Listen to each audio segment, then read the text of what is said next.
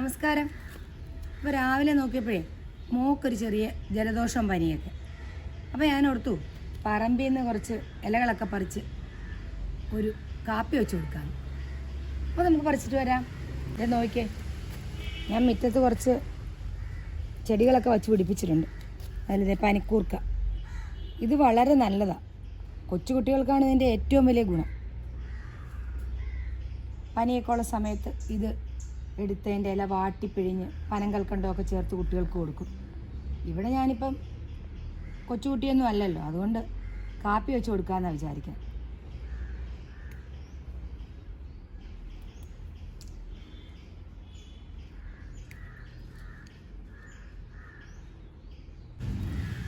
എൻ്റെ കുറച്ച് ചെടികളൊക്കെ ഉണ്ട്. ഇങ്ങനെ വാടിയൊക്കെ നിൽക്കുവാണ്.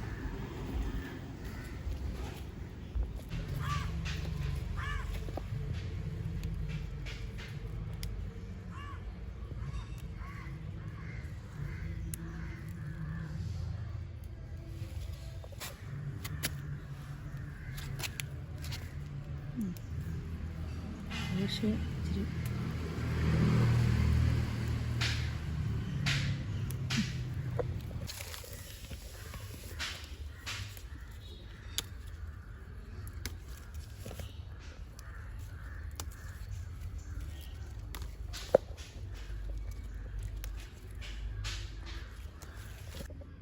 ഇപ്പം ഞാൻ പറഞ്ഞില്ലേ മോൾക്ക് ജലദോഷത്തിന് ഒരു ചുക്ക് കാപ്പി ഉണ്ടാക്കി കൊടുക്കാമെന്ന്. ഇപ്പം നമ്മൾ പറമ്പിൽ നിന്ന് പറിച്ചെടുത്ത പനിക്കൂർക്ക, ആടലോടകം, തുളസി, പിന്നെ ഇതെല്ലാം പച്ചിലകൾ ഇട്ട് തിളപ്പിക്കുന്നതുകൊണ്ട് ഒരു കഷ്ണം ഇഞ്ചി, പിന്നെ 2 കരിപ്പെട്ടി.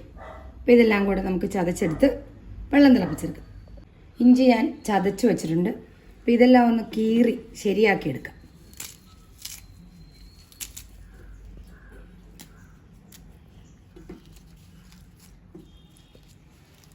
ഈ ആടലോടകമൊക്കെ വളരെ നല്ലതാണ്. നമ്മൾ മുറ്റത്ത് പിടിപ്പിക്കണം. തുളസി എല്ലാവരുടെയും വീട്ടിൽ കാണും. പനിക്കൂർക്ക നിങ്ങൾക്ക് കിട്ടുമെങ്കിൽ ഒരു തണ്ട് പിടിപ്പിക്കണം, നല്ലതാണ്. അത്യാവശ്യ സമയങ്ങളിൽ നമുക്ക് ഒത്തിരി പ്രയോജനം ചെയ്യും. അപ്പം ഇനി ഇതെല്ലാം കൂടെ ചേർത്ത് നമുക്കൊന്ന് തിളപ്പിക്കാം. വെള്ളം വച്ചിട്ടുണ്ട്. ഇഞ്ചി,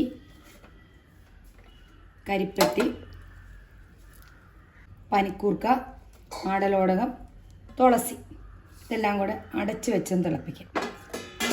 ഇത് തിളച്ച് വരുമ്പോൾ ഇതിൻ്റെ ആവി കൊള്ളണതും വളരെ നല്ലതാണ് കേട്ടോ. തിളച്ച് വരട്ടെ.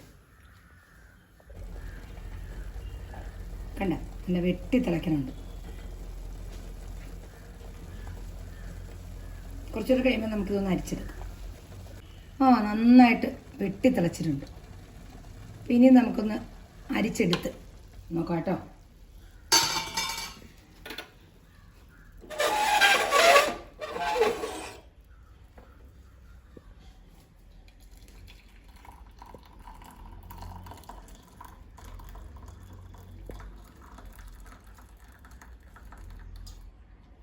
ഞാനും കുറച്ചെടുത്ത് ആദ്യമേ പനിക്കാരിക്ക് കൊടുക്കാം.